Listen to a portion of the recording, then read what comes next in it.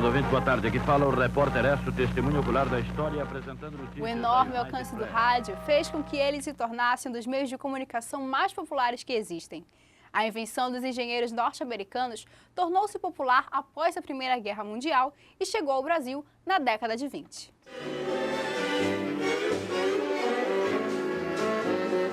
O rádio no Brasil tem um momento histórico, digamos assim, demarcado oficialmente, que foi pela ocasião da comemoração dos 100 anos da independência do Brasil, em 1922, 7 de setembro, com uma transmissão oficial, na época do discurso do presidente Epitácio Pessoa. Embora alguns historiadores demarquem o trabalho do padre Landel, antecedendo, em 1912, alguns experimentos de transmissão de voz via radiofrequência. Naquele momento, a transmissão foi patrocinada por uma empresa chamada Westinghouse.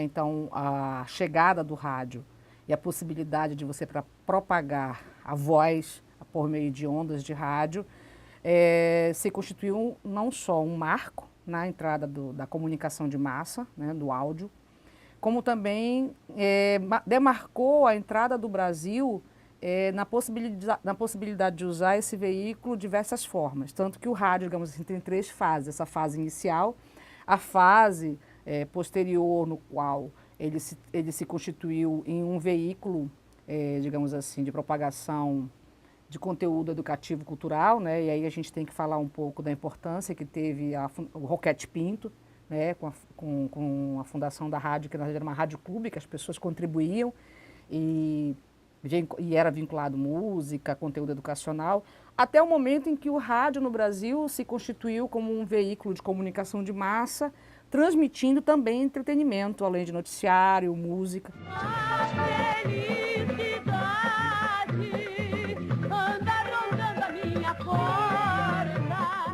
O rádio ganhou força no Brasil a partir dos anos 30, mas a década de 1940 foi a sua era de ouro, com as radionovelas e os programas de auditório.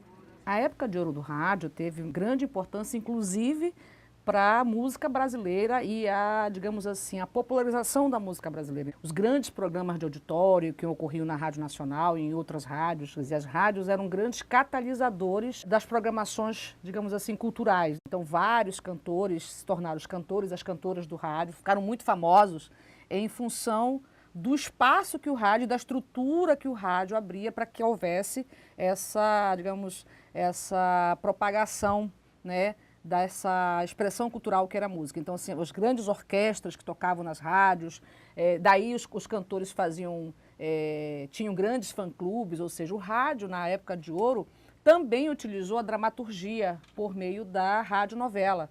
E durante muito tempo, a radionovela, mesmo após essa época de ouro do rádio, ela foi um produto, digamos, cultural muito importante dentro do rádio. E até hoje, o rádio, sobretudo na Amazônia, utiliza essa estratégia com fins educacionais, que é o caso da Rádio Nacional, que faz radionovelas educativas para serem vinculadas em rádios em comunidades mais distantes, na Amazônia.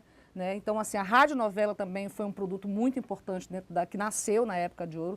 E muitos desses cantores e artistas que começaram no rádio, nessa época de ouro, foram migrando aos poucos para a televisão. Na verdade, são os primeiros protagonistas da televisão brasileira, foram, em grande parte, essas pessoas que estiveram na época de ouro do rádio, com as grandes orquestras, com as grandes audições dos rádios, os grandes repórteres, e aí eu tiro a história do repórter Esso, que migrou do rádio para a televisão, e assim como a radionovela.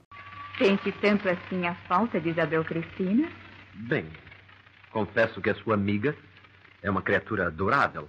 Nos anos seguintes, o rádio sofreu com a chegada da TV ao país, mas resistiu bravamente e se adaptou ao século XXI, assim como os profissionais que trabalham nesse veículo.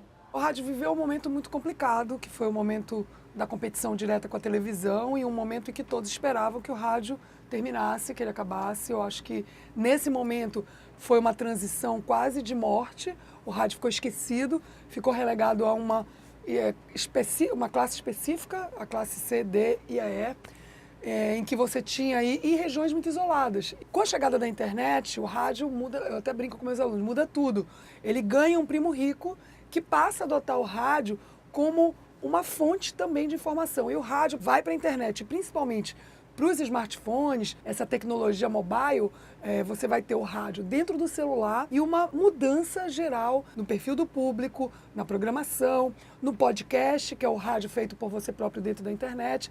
Então, essa modificação do rádio deu a ele não uma sobrevida, mas uma nova vida. Eu acho que é um caminho muito legal a gente saber que a migração das emissoras de AM para FM vão dar uma possibilidade muito maior, mas que também não vai morrer, né, não vai terminar aquele rádio pequenininho que a gente ainda tem lá na OT, que nós ainda temos o rádio que ainda chega em alguns rincões que a web ainda não está chegando. Diante das tecnologias que mudaram os modos de se comunicar, o radialista tornou-se um profissional multifacetado. Essa separação radialista-jornalista, eu acho que isso hoje é muito tênue, né?